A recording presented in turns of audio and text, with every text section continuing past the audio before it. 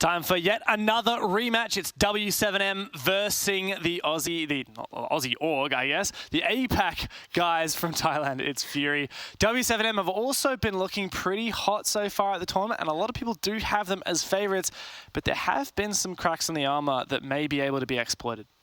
Yeah, I sure hope so, because for Fury, they are down in the dumps at the moment in the standings. I believe they haven't been able to pick up a win just yet in the past day, and almost a full second day as well coming into this group stage. And well, if they want to stay in contention for the playoffs, this is the game that I believe is mission critical to win. Well, yeah, I mean, at this point, it's not going to get much easier for Fury. They've lost 3 out of their 3 games so far, and including earlier today, a 7-1 loss to Space Station.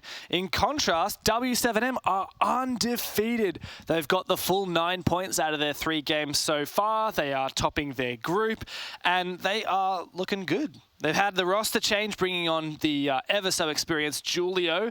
And look, to be honest, there's been a bit of doubt cast over that roster change. You mentioned within the Brazilian region, a lot of people were saying, why are you bringing on this guy? You know, he'd already moved to coaching, he'd retired from being an active player. And yet we have seen that W7M are not slowing down. They are, in fact, gaining more momentum. Yeah, I think the main thing is people were criticizing that W7M dropped GDN because he was actually playing very well as a support player. He had the stats for it. He was doing pretty well in the server, but really what W7M needed was some of that maturity and experience to translate them from not just an international team, but a team that is a grand finalist type of team. That kind of experience, the mental game and the fortitude that they need to move forwards and grow as a team. And that comes from Julio, who's a much more experienced player. I believe one of the most experienced in the entire major at the moment. Third most. Third most. There you go. The third most experienced player at this major, and pretty much doubles the experience of Herds, who is the next most experienced player on this roster. Nutty. And W7M have been taking that experience and their fine form to this group. As you can see, if they win this game, they will be above 99% chance of making the playoffs, which essentially means they are locked in unless if something crazy, ridiculous, and really specific happens. BDS are also looking very hot for the major as well, sorry, for the playoffs as well. Space Station still have an all right chance, but they're going to really have to crack on. They're playing BDS at the moment. And of course, Fury in this game, and it's top of the table versus bottom of the table in this group, isn't it, Mandy? Last time these teams played on Oregon, though, we were kind of impressed with Fury, or at least I was. I thought they had some really good rounds. Yeah, I'd have to agree with that as well. Fury came to play. They really did. I was very impressed by what they were able to bring to the server. They look competitive. I think that as W7M started to get momentum in the game, there was a big playstyle switch in that Oregon game. I imagine around 2 or 3 from memory, where they started playing more ambitious holds with rotates, more open lines of sight. Fury sort of struggled a bit more to deal with it after that. I think that W7M just a little bit more on the ball with their strat book and changing pace, and it's just hard for a team like Fury to keep up. 100%. I mean, Fury have had such a rise to power this year. They, at the start of the year in Stage 1, went 0-7 in their league. They didn't even get a single point, not a single overtime in APAC South. And they've since made really good roster changes. They've brought on I9, who's the man on screen right now, being spoken to by the admin, formerly known as Napew, played for Elevate, as well as BG Man, who played for Elevate. He's had some really good games so far at the major as well. And those two have brought new life onto this team. They've now made it to their very first major, and while they aren't many people's favorites within APAC South, they've shown that they do have something. Is it going to be enough to get a point on the scoreboard? It's really hard to say. Yeah, once again for Fury, it's that 0 to hero story, quite literally 0 in Stage 1. They didn't have any points on the board, and Stage 3, here they are at a major. So what a big, tremendous difference between now and then. Like you said, I9 has been the main impact roster change. That is the man on your screen right now, the coldest man in R6, as some might say. His tattoos are super cool. And I just think that that entry fragging power that I9 has brought onto the roster has really opened up the early round for Fury, especially in APAC South, which is what you need against teams in our region that we come from. I was talking briefly with I9 as we made our way to the studio here, and he was really nervous. He was really worried about the game. I personally hope that Fury just take it in their stride. Win or lose, every game at the Major is a great experience, and they should try and just do what they can. They will be playing Villa, it seems. So previously these guys played on Oregon, and if we have a look, neither of these teams have actually played Villa so far at the tournament. Interesting. I'm not really sure how it's going to fare between these two teams.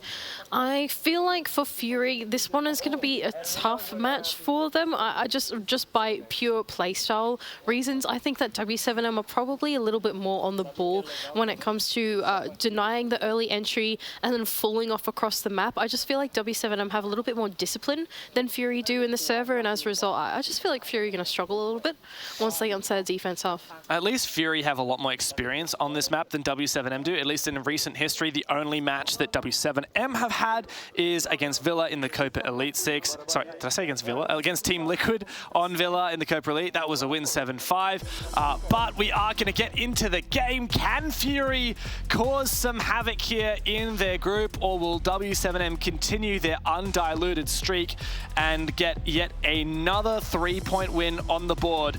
We're about to find out. This is an exciting one. I really like casting Villa. Villa is always one of my favorite maps to dissect because I think this is a great map to test the workflow of teams, right? It's one of those maps that is a very half and half map, if that makes sense. You take one half of the map, you get stagnated at 90 in landing, and then you have the challenge of taking the other half of the map. And I think that maps like that are a great test between teams, especially like Fury, just to show their macro gameplay and decision-making, right? When do you make that rotation? How many players do you rotate over to the other side of the map? That's why I love casting Villa. Dockerby and knockbans really early. Very powerful lurking operators taken out, particularly that Dockerby. I think about this map, think about Villa, and how many nice little rat spots there can be on your roam. Getting rid of that Dockerby makes it much more difficult to hunt down those roamers. However, the Jackal is still in play. We don't see him every day, but I wouldn't be surprised if he does make an appearance here. Thatch has also, of course, made it through, as well as all the hard breaches. Yeah, all the hard breaches making it through is kind of not a big one for me, but I think it's a good talking point to say, because I think that having ranged hard breach on Villa is not super important, but it's a nice thing to have. I think having Hibana and especially Ace on the board is quite important, I think, for getting open, I imagine, your triple walls, getting open your 90 walls from the safety of being outside of the building, and it's always a good tool to have in your arsenal, and that's exactly what Lycolis is bringing along. Yeah, I love some of the operator cards here. I was going to say, I see that Melusi one everywhere. It is terrifying. As W7M are terrifying in the server, KZ specifically, we were actually talking a little bit about him with Stokes before we got into this game.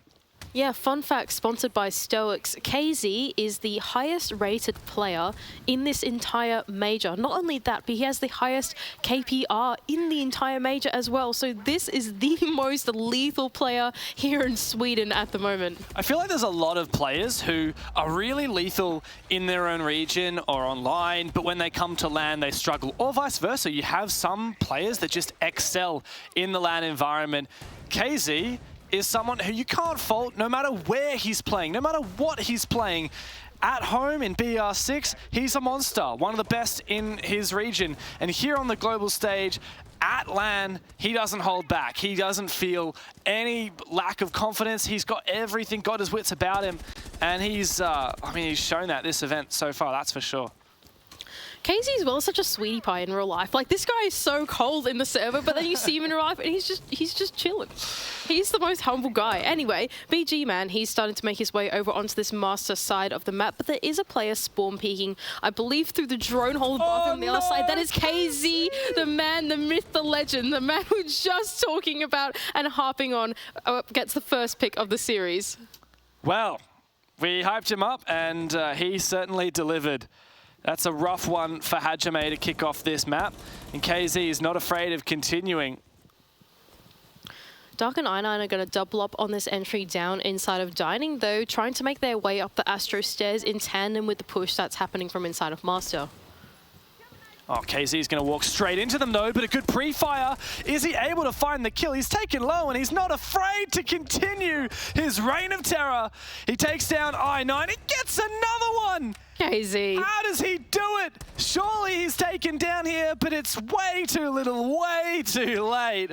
Fury now rely on Lycolis in a 1v4. It's going to have to be an ace, and I don't see him getting even a single more kill here. Thanks to the man himself, KZ. What a round.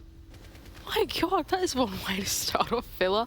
I think, like I alluded to, W7M are very good at entry denial. That's something that's pretty strong about this roster, no matter what map they play on. And I think it's particularly prevalent on Villa, where your entry point is pretty cut and dry. If you want to go for a map sweep route, you're probably going to hop in through closet, through bathroom, or you're going to go from below and go up. And that's exactly where KZ was contesting.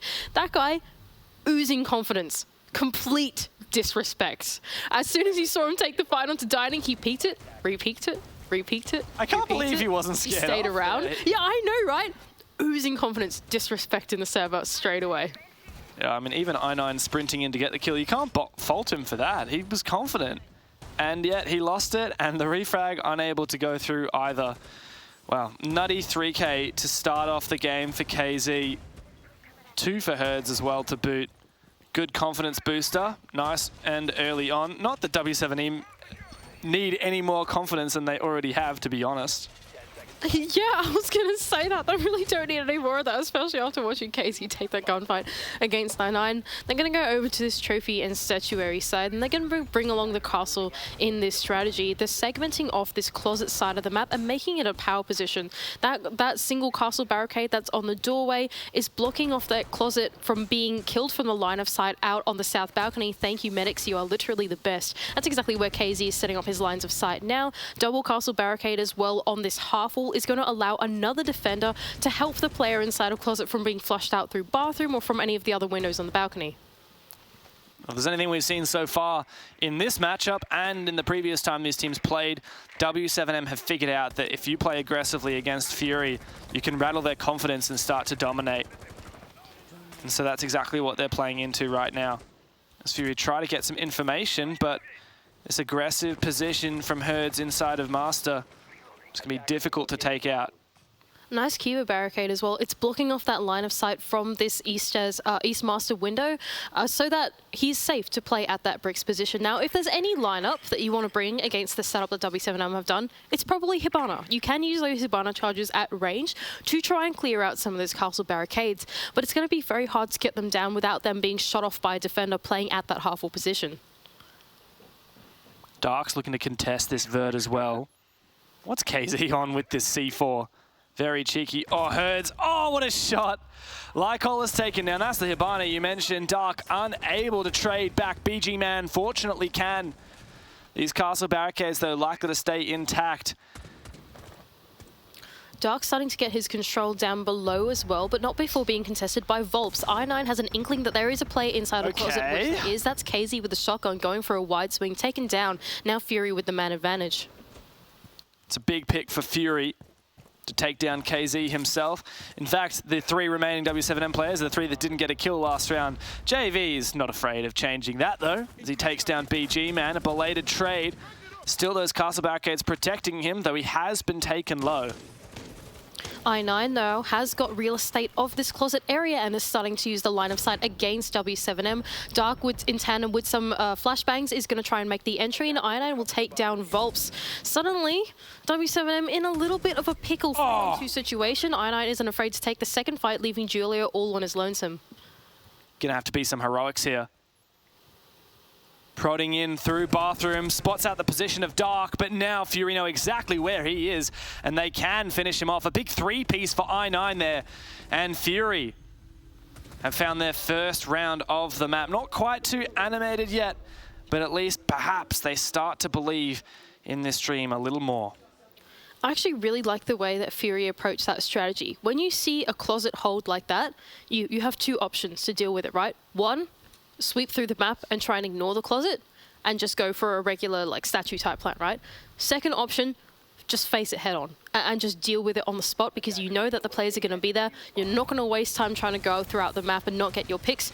just try and deal with it. Personally, I'm a big fan of the just try and face the challenge that is in front of you approach. Go for that minimalist take because really it keeps all your players on the same page to one goal. It's simple and it's just on that small micro gameplay to make sure that you take the swings right, you get that utility in, and that's what I9 was so good at doing. As soon as he got that pick, he jumped in and capitalized on that space with the line of sight that cut down the bomb site. I think Fury is starting to realize that, yeah, W7M are peeking everything, and every now and then they will find a pick on us. But if we are watching, if we are aware of that, more often than not, we will get those replies and we will have the last laugh. And that's exactly it with a strat like that, right? You know, because the strat's so claustrophobic, defenders do have to go for a swing. And Fury backed themselves in to win those gunfights, even against the likes of W7M. That's confidence. That's why they're here at these international events.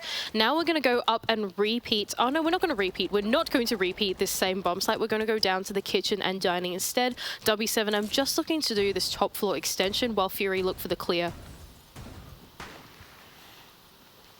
A lot of map control to take here, but it looks like W7M aren't roaming too loosely. They have a bit more of a hard hold. What is KZ doing? This guy's got ants in his pants. He cannot stay anywhere for more than a few moments. As I say that, he backs off into Astro. Fury, once again, looking for this sort of minimalist take onto the top floor. They don't want to sweep through the whole floor because that takes heaps of time, but they do want that top floor control because they have Sledge, they have Ash in their hands, right? So they can make use of the vertical if they get this control, which is exactly what you need onto dining and kitchen.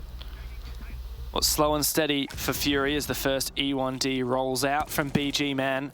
I9 is in the closet now, worried about roamers. In Astro, in Stat, Dark moves in, KZ finds the opening kill, feeling some pressure, but he doesn't fall back as of yet. Dark looking to move in from bricks, and Herds is the first victim for W7M. As KZ decides to fall back, he gets scanned. I believe he was still running when that Lion started, so Fury should know that he's fallen back. Julia has just prepped a C4 as well onto that cutoff position just at that wolf hop-in where BG Man currently is. So he's going to have to be careful as he jumps into the building, or he could fall short to Julio's C4 right below. The rest of Fury, though, can start to get to work through this mid-round. They do have the Sledge in hand, like we said earlier. They're just going to set up that flank watch, be cautious about it so they can make some room on the site. Good information gathered now by Dark as well. W7M have fallen back, haven't they? But Fury starting to get to work, flushing out these positions. But W7M have quite a few players who have evacuated that site and are playing nearby. With time ticking away, what is Fury's execute going to be? Grenade to be cooked in through Dark, but doesn't really connect onto anything. In fact, it actually does open up a line of sight from that little single panel through China. Fury have to amount to some kind of push. It looks like they're going to go for a laundry take just by the way that they're starting to shape up around the map. We've got Hajime, he's got the diffuser, Lycolis just with the diffuser outside of that laundry breach, and it's going to start to make his way in. 20 seconds left to go. There's no time left, is there? This is going to have to be nuts from Fury as Lycolis takes a hell of a lot of damage. He's going to start to force that plant down. Not yet. He's waiting for his teammates, but they're all locked out of the site. JV's taken down Lycolis, and it's really just on Hajime and BG Man. Hajime goes big for 2, but he is traded by a swift KZ on this pretty ripper 90. Have a look at this one. Bang! And W7M take the lead. Some nice plan denial from Volps right at the end there to cut in half the execute that Fury were trying to do. Even though Lycolis was able to slip through the cracks and get into the bomb site, his teammate that was trying to cover him could not. And therefore he couldn't go for the plants. Eventually he got taken down from JV, who recollected himself back on the site as well. And W7M just playing out that micro game in the late game just a little bit better than Fury did. And it happens and they take out the round. Well, every single round so far has been an opening kill to W7M. Now, Fury have done an okay job of trading back these kills, but I think it was the right read last round from W7M to fall back and force Fury to waste their time because they weren't very good with it at the end. What is this play, though, Mandy? Oh, I've seen this before. I know exactly what we're looking at right now. Have a look at these repicks. You've got the Blitz from BG Man.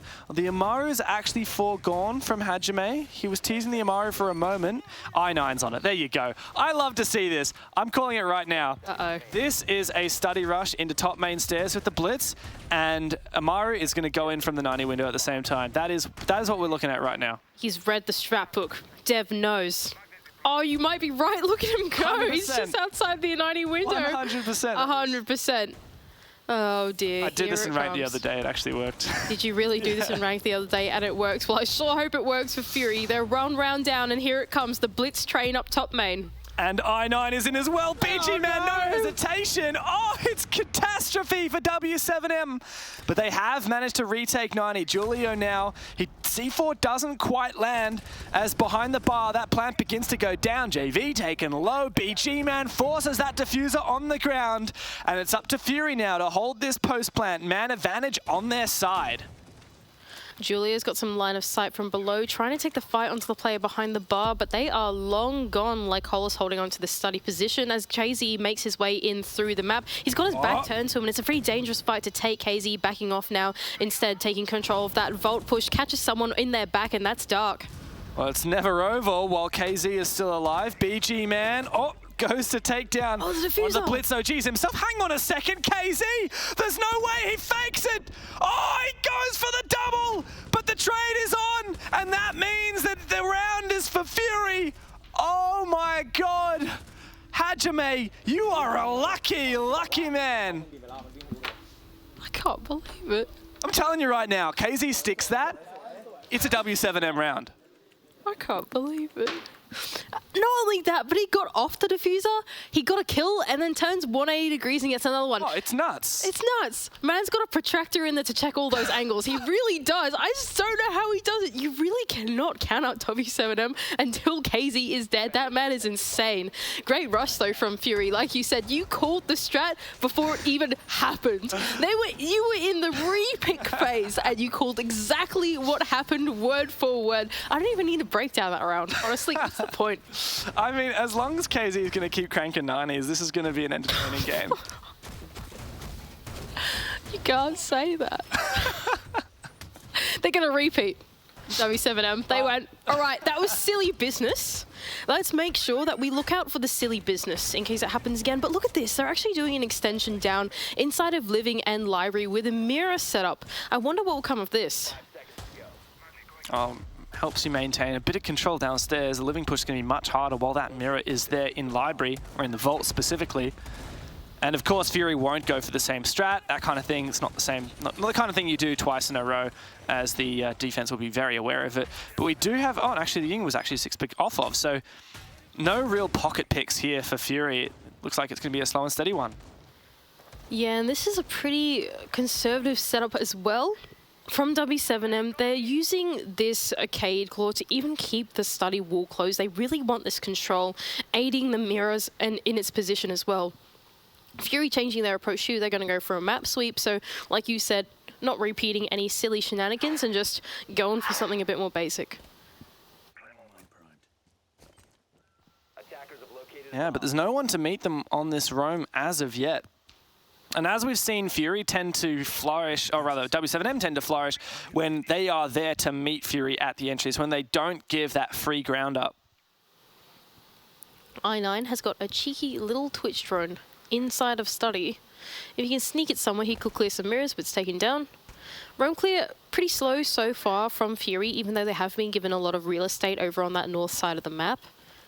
Meanwhile, I9's still just on his lurk, on his lonesome, with that DMR in hand, trying to catch out any players that might be at top main or someone pesky inside a study on that hatch. And once again, KZ's on this roam down below. Always scary to see him, but he has been spotted now by 2 drones. Bit of a rotation of one of the Electroclaws, it seems, to prevent Lycolis from breaching this 90 wall. So that's going to be really difficult now for Fury to get rid of. BG Man's going to have to rotate over with his EMP. As I9 gets in, takes down some util in study, but he's not able to get into the site. KZ actually goes down, an aggressive play, and Lycolis punishes him for it. Look, Casey's having a good one. He gets the license to do that, eh? Don't blame him. Now, this is the point in the round where they've got a minute left. They've gone through the mid-round. They have this 90 control, and at this point, they need to start rotating players over to that study side control. I9 needs to work with one of his teammates to make this execute happen. Seems like a Vault default plan. The Vault wall default plan is what they're going to go for. That trick from JV wasn't successful off the back of that EMP. Fury could have this round in the bag. They've got all 5 of their players up. They have the positions that they need. It's just about converting it from here. I think the Kaid juggle was actually partially successful. It got the second set of X-Kairos, so there's no actual entry hole in 90. But there's only 20 seconds left and ticking away oh so swiftly. Fury have man advantage, but Hajame's been traded back. That diffuser not going down as JV's going nuts. 2v2 now, as JV is still alive and well. As I say that, he drops. It's all on Julio now, 1v3, but shotgun in hand. He's got the perfect position. He's getting baited by Lycolis, who finishes him off with the pistol. And Fury find their second round of attack. Mandy, they're keeping pace with W7M. Yeah, they're keeping pace, and the fashion that they're doing it is honestly really simple. Like, it really is nothing all too special. They went for a map sweep. W7M, they weren't there to meet them. Quite uncharacteristic. Because they had so much control all the way up to 90, they did a great job getting that vault wall open. Even though it was being juggled by JV, they managed to make it work out for them. And really, you don't need that entry hole inside of vault if you just want to go for a default plan on that vault door, right? You just need that wall open to make sure that there is no defender in that moment. Even though the plant denial came through with the smokes, it didn't connect well enough, and Fury were able to make that work, that plant reattempt work with the man advantage that they had from earlier on in the round. It was just simple stuff. It really worked out for them well, and to take down W7M in that kind of fashion is, yeah, it's pretty surprising to me. I mean, the game is still... wait a second, it's 3-2 to Fury? Why do I have 3-2 to W... Oh, I wrote down that Fury won the... Sorry, W7M won the rush round. So yeah, they're not only keeping pace, they're actually exceeding expectations pretty drastically. This is on the attack too, Mandy, on Villa. Now, I don't know, we talked a little bit about the sidedness of Clubhouse with the bans in that game. I still feel like, in general, like most maps, aside from the really attacker-favored ones, like most maps are defender-favored. I'm honestly really impressed by Fury. They're not trying to do anything fancy. They're not trying to do anything special. They are just sticking to the fundamentals and being very, very proficient at it. And I just don't think W7M are giving them the respect that they deserve, to be honest, for what they are going for at the moment. Once again, W7M are looking for this closet-sided hold, and Fury seem to be looking for the same type of approach as well. They've all convened themselves on this master balcony side of the map and are ready to play the utility game. Last round of the half for Fury to go up 4-2 would be huge. Now, in APAC South, Villa is an attacker-favoured map, but in Brazil, it's a defender-favoured map. Fury actually are really proficient on their defenses. They win them 57% of the time. So moving into the second half, they'll be very confident.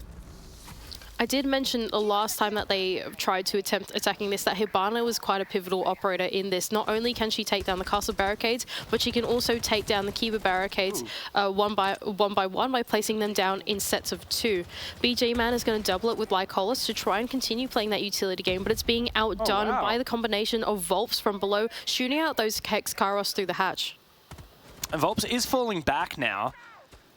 I do wonder, are we going to see the X-Kairos go out again? Dark's just doing some scouting with the Rotero. Herds is actually peeking into Master to shoot off those X-Kairos. He really doesn't want this util to get cleared. Well, that's the problem, right? If you don't clear the Kiba barricade, then Herds can come through bricks, it can't be cut off through the window, and he can shoot off more X-Kairos. I reckon he's going to do it again for that castle barricade, and yep, he can just patch it back up again with the Kiba barrier. This is a really hard defense to crack when Herds is still alive, and he's being lethal in this position, now starting to get aggressive, knowing that Fury have run out of utility. There's not much more that they can do to deal with the setup.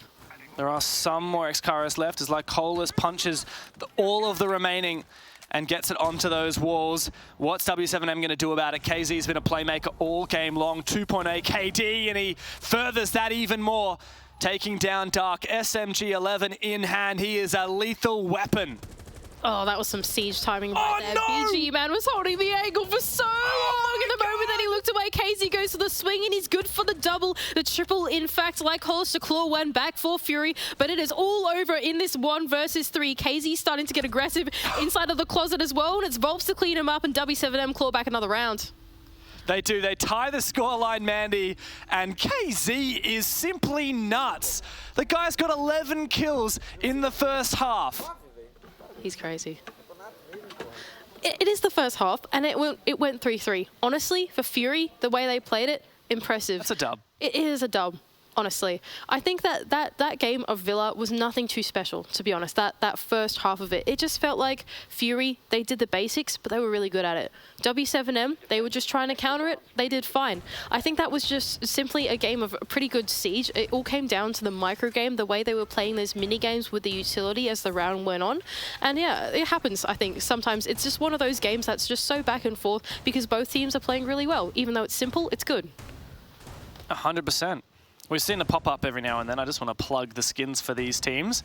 W7M, all their skins are sick. They're pink and white themed. And if you play Sledge, if you play Mute or Smoke, you can have both the SMG11 and the Shotgun with your W7M skins on, which is what I run. Even better if you have the Plasma Pink attachment skin. Little plug there. Also, Fury have a really sick ARX skin as well. So if you're a Yana or Nomad player, would highly recommend. They are part of the anime club, I should say. Anime skin does go stonks. Y'all are getting classed on drip from Dev on the stream, guys. What an experience to have. Don't ask me for fashion advice. Maybe if it's in Rainbow Six, I'll give fashion advice. You said you should put the Plasma Pink attachment onto that W7M skin. Honestly, I rate that. That goes hard. That goes hard. I9 is on his lonesome down inside of this art room contesting the entry, but W7M are actually looking for a very multi-pronged attack here. They've got two players over on this master side. We also saw the two happening on Study, while Volps plays the cutoff in 90, and this is going to punish any Fury players that might be getting over-aggressive or might be rotating between the roam and between the site because there are so many W7M players to worry about. All right, Dark. You're going to be able to hold your own on this roam. Hajime is supporting from Astro, but Fury are about to be met. Two attackers. Herds just holding passively as JV reveals his position and backs off.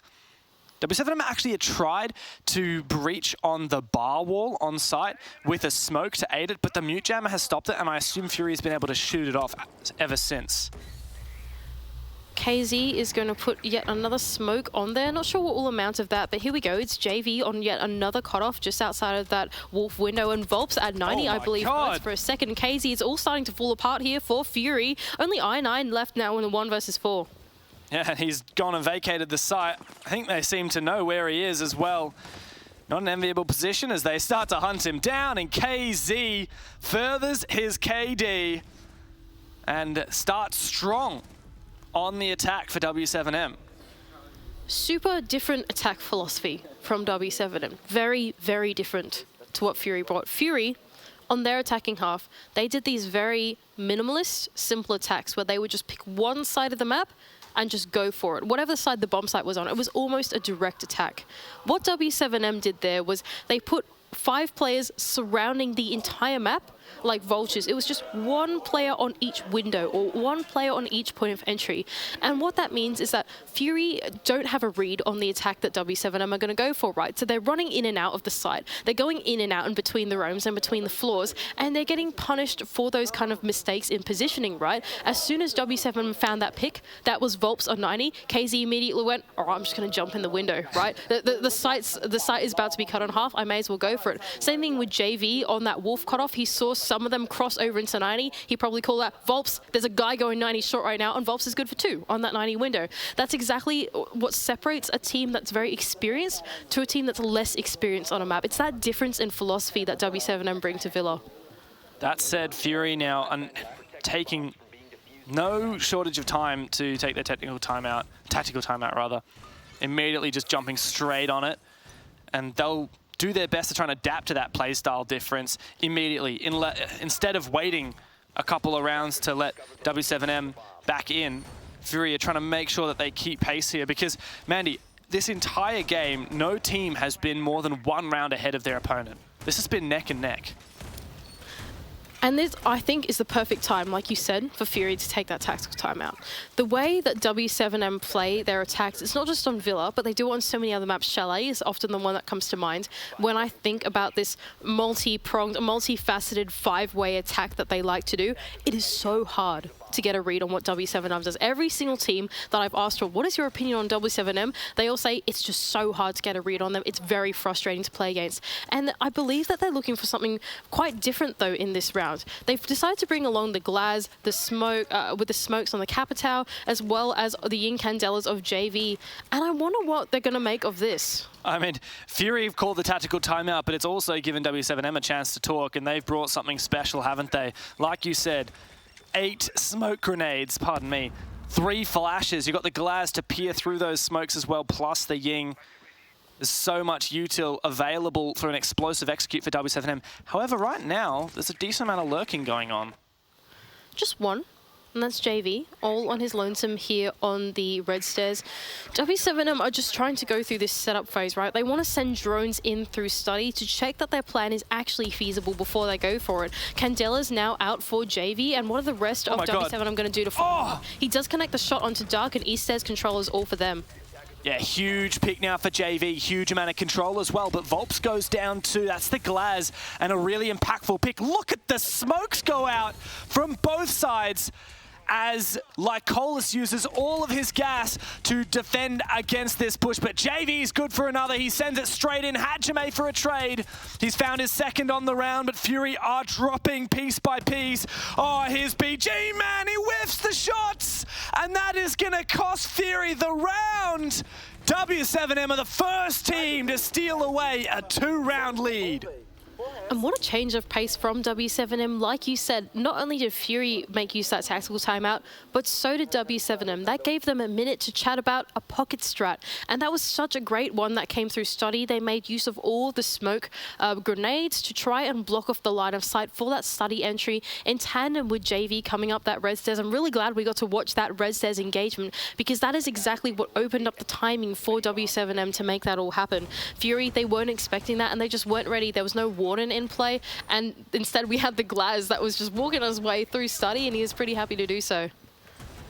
It's funny because even though the Glaz didn't work, it really didn't matter, and the Ying was the super impactful operator, it seemed, in that round, or at least the smokes that went out from all of the 8 smokes. 8 smokes. Capitao, Glaz, who's the other one? Twitch, there you go, and of course the Ying.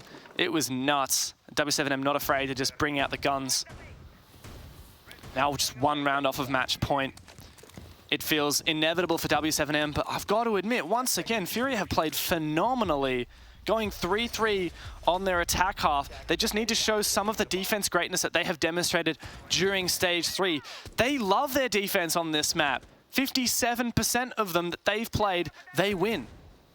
That's pretty crazy. Fury, come on, what have you got to show for us? W7M, they're starting to mount their attack onto this trophy and statuary bomb site. Once again, the diffuser is on this master balcony side, so pretty similar philosophy actually from W7M, looking for a more minimalist take onto this bomb site. This Selma charge is aided by the EMP grenades of Herds. We'll start to get this wall open relatively quickly as the rest of W7M look for a lurk on the other side. Just going to casually point out, KZ, 4.0 KD at the moment, 16 kills in 8 rounds, 2 kills per round average. Unreal. Herds, there we go, immediately getting control inside of Master, actually being really brave about this, all the way up inside of the bricks as Lycolis will take down JV. That's your player jumping in bathroom. It's starting to fall apart a little bit. The trades do come back on the other side of the map, however. Volps, his lurk was successful up until just then. Dark with a trade. Yeah, Fury's really fighting back here. They're not going to let W7M walk all over them, but of course, KZ is still alive. Dark, low HP, moves back to site. BG Man caught in a difficult position. You don't want to take a fight with KZ unless you have to. That man is a killing machine, and he's marching on forward towards the site. He finds I9 with a quick flick of the wrist, and he's hungry for more. Still a player as well, just out around the statue, trying to take the second fight onto KZ, and he does actually win that out. That's BG Man there on the Wamai. Lycolis looking for another one, but it's still BG Man. All is lonesome in the 1-on-2, takes Herds very low. It's doable. Both players on low HP, and BG Man has a shield to put for it. Julio's rotated though. Gonna make it difficult for BG Man, who's also making this rotation. Herds is the man to cover. But W7M, they know how to play out these scenarios. Both players now rotating. BG Man hears that case being opened. Couple of pre-fires trying to bait out the positions, but he's not going to get the best of Herds. A huge round on from the 3v4 for W7M to close it and put us on match point. 3 attacks in a row. Nice push from W7M. Even though they had the 3-man push going on a Master, they realized that they actually don't need all 5 players there. There wasn't all that much contest since they weren't holding on to Closet like what W7M were doing when they were on defense half, right? Fury essentially gave them that side of the map for free. They closed off all of the triple wall, which I think is the danger of doing that strategy, right? Because at that point, you can capitalize by hopping into Master directly. You don't have that line of sight open that's blocking in the Closet, that type of thing, right? And so they fully capitalized on that space with just the 3 of them. And that allowed KZ and Volps to do this incredible lurk in tandem on the other side of the map. There was a lot of picks that went back and forth there, and eventually the trade game worked out in their favor. Well, it's weird because Fury won the roam game, and then when it came to just KZ pushing the site, he found a freebie and enabled another one from the rest of his team, and then they played out that low numbers position just so well. Now, match point, a 3-round lead for W7M, and Fury are really feeling a drought. They've just lost 4 rounds in a row. They were in the lead, and they've let it slip, struggling on their defenses to even find a single round. I9 down below here inside of the basement, anticipating that lurk might come through from W7M, but honestly, W7M haven't been doing any ratty or cheeky lurks like that. Like, Coles is going to go for a run out. Oh, that's a brave one with the SMG-11 all the way over on the other side of Pottery. KZ's ready for that one, and breaking 18 kills as well. Can he break 20 in possibly the final round of the series? It feels almost inevitable that KZ is going to crack the 20 bomb. Would that be the first 20 bomb of the tournament? Might be. If our production or observer knows, it would be great to confirm, but I've got a sneaky feeling that KZ is going to be setting records here. The rest of Fury starting to peel back a little bit onto the side as W7M are starting to surround this. They've got living control. That's really early living control as well. 2 minutes to spare, and that all of this horizontal pressure has been taken away and given to W7M. But it's a slow play now, gradually edging their way forward. Getting more map control as Volps looks to get some information with that Gemini. Pre-placed C4 from Lycolis, but it's not above that he's going to have to worry about. It's the players downstairs creeping up on him. Volps is in a little bit of a tricky situation here inside of Living. There is a player in China and another one inside of Memorial that they'll have to deal with. W7M are actually shifting their focus and starting to work that top floor instead. Oh my God. Nice shot from Volps onto I9. And yet there's another player to meet him just at the bottom of these basement stairs. A pre-fire comes out from BG Man. The shots almost connect, but KZ is there up on that top floor to make it work.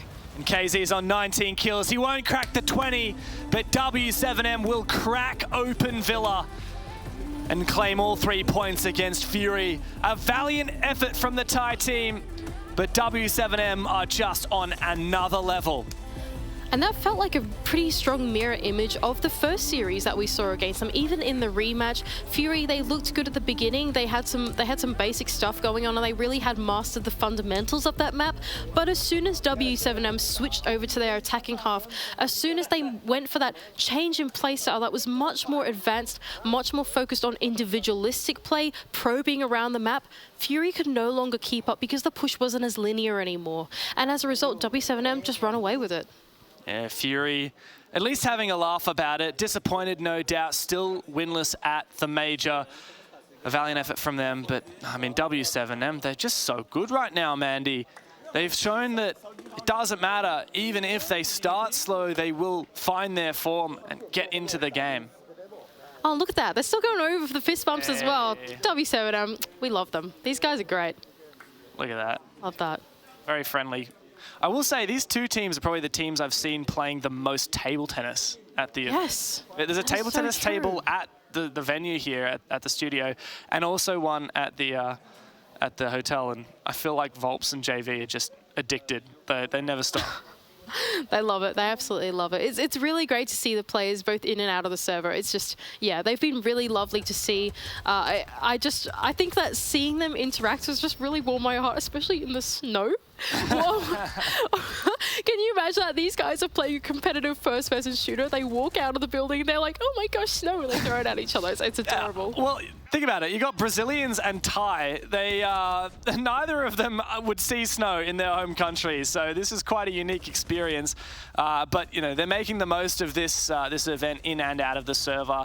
In the server, particularly as W7M. Got to say, there were some great rounds from Fury on their attacking side.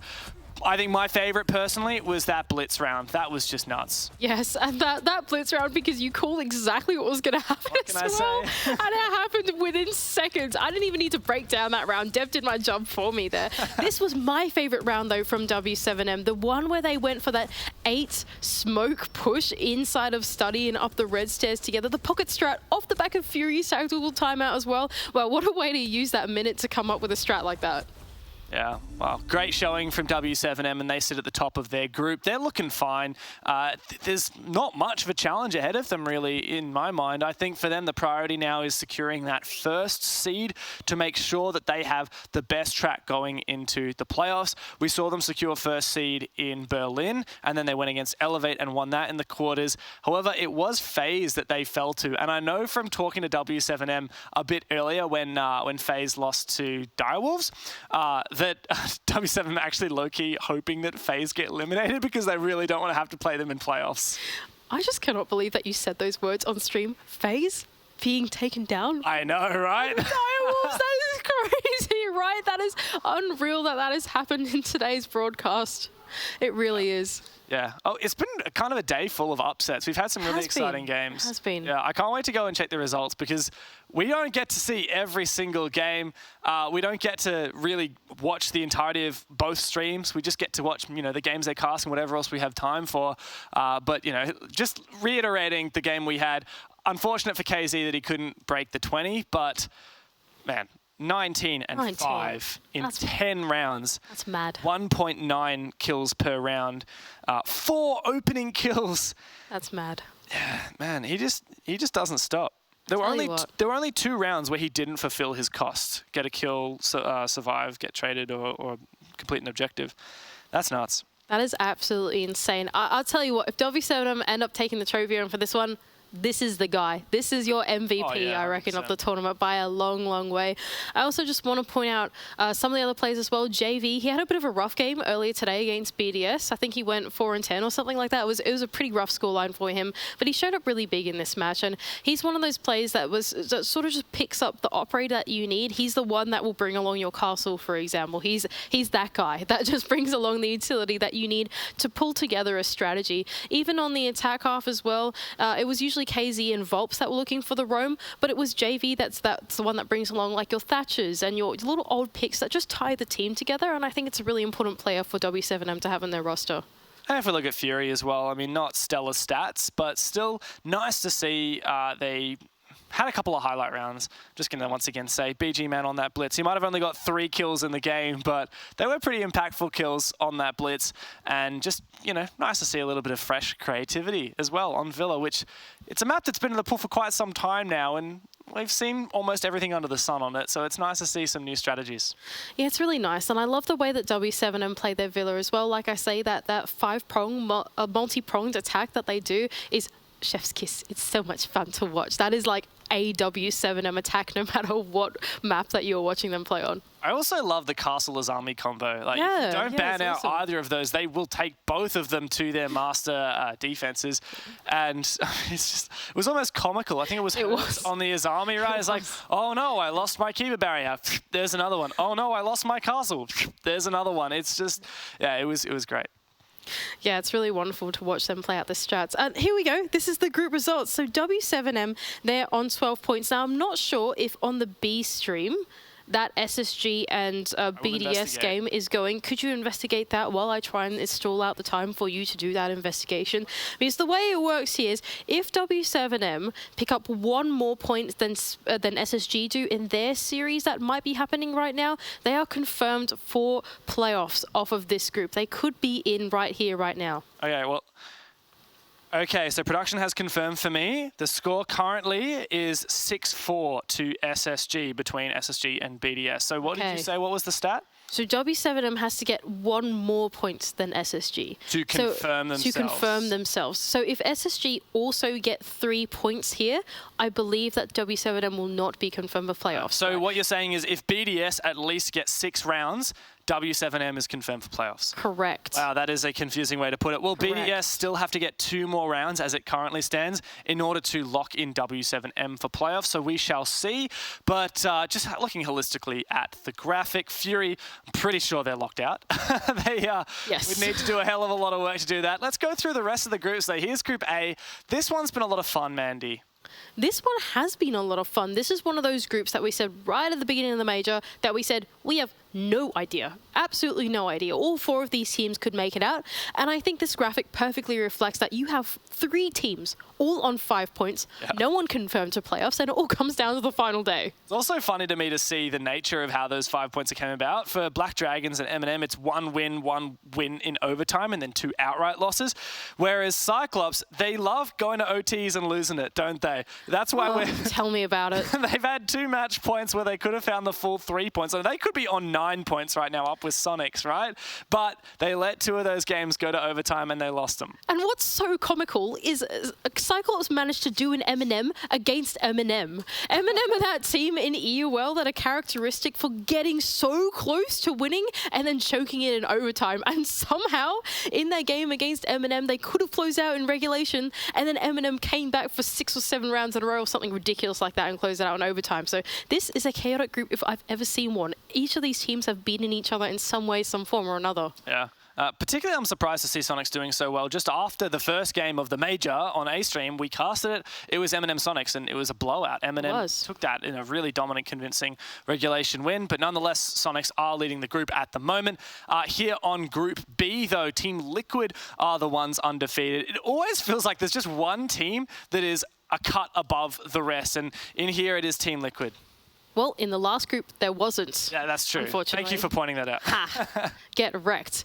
Team Liquid here, they are still technically not confirmed for playoffs. In this final play day, either Heroic or TSM could get 6 points and then jump the standings in round difference and then take over Liquid for that playoff spot. So technically, not done yet. Their job is not over. That would be pretty unlikely, though. Like, Heroic and TSM would have to get the full 6 points and Team Liquid would have to get 0. But, you know, never count it out. It is possible. Never count it out. Sandbox, though, at the bottom on 0. I think it's fair to say Sandbox is probably the most disappointing team at this event so far, even compared to Fury, who are also on 0 points. I think there's more expectation on Sandbox. This ain't their first rodeo. They've been to countless overseas events before, and yet they're continuing to struggle to deliver. Yeah, exactly that. But what I'm interested in this group is that midfield battle between Heroic and TSM. We saw them go it out today, 7-1 to Heroic. That is a bit of a shocking result, especially against a TSM who looks so good against Team Wilco just earlier in the day. Yeah, well, the groups have been pretty tight so far. If we've got the next one ready, we will take a look. Here you go, Group D. So we already looked at Group C before. That was the one that we were casting. With W7M at the top. And here, Group D, this one's also proved to be pretty exciting, Mandy. Funnily enough, we're seeing this shape up to be a bit of a you beat me, I beat you, they beat who, what's going on? Direwolves with 2 wins, firstly taking down Mirage and now taking down FaZe, puts them in contention for a playoff spot. And even Wolves not safe as of yet with that overtime win when Mirage, of all teams, the bottom team Mirage, pushed them to overtime in the opening game. Yeah, so Wolves are in this group are sort of in a similar situation to what Liquid is in the other group. Since both FaZe and Direwolves are on 6, there is technically the possibility that FaZe or Direwolves get at least 5 points in tomorrow's 2 games that they have to play. They jump them in the standings and they can go into that top 2 and knock out the Wolves. So technically, job is still not done for the Wolves. They still need to win at least one of their games tomorrow to confirm for the playoffs. Mirage, though, they are just about locked out. Now, a bit of a spoiler on what's happening on the B stream. We have confirmation that Space Station has just defeated BDS. And what, according to your note, does that mean that... In regulation? Yes. If in regulation, W7M are technically not confirmed. Oh my God. Does that mean we still don't have any teams not confirmed? A single one. At the end of day 2, Not every a single one one of our 16 teams could be going home at the end of